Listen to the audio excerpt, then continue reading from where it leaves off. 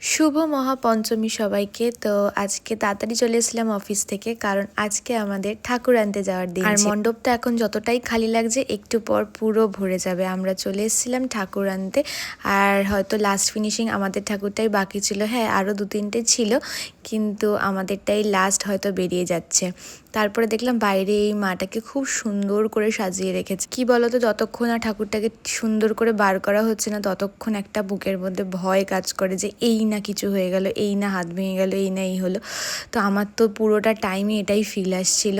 যাই হোক, ভালো করে বার করে নিয়েছে ঠাকুরকে গলির মধ্যে দিয়ে। আমরা লাইটিং দেখতে দেখতে মাকে নিয়ে চললাম বাড়ির দিকে।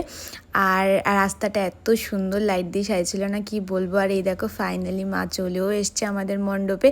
আর কাকুরা খুব সুন্দর করে যত্ন নিয়ে ফাইনালি মা দুর্গা চলে এসছে। আর ভিডিওটা এখানেই এন্ড করলাম। দেখা হচ্ছে নেক্সট পুজোর ভিডিওতে। ততক্ষণ ভিডিওটা লাইক করে দিও। বাই।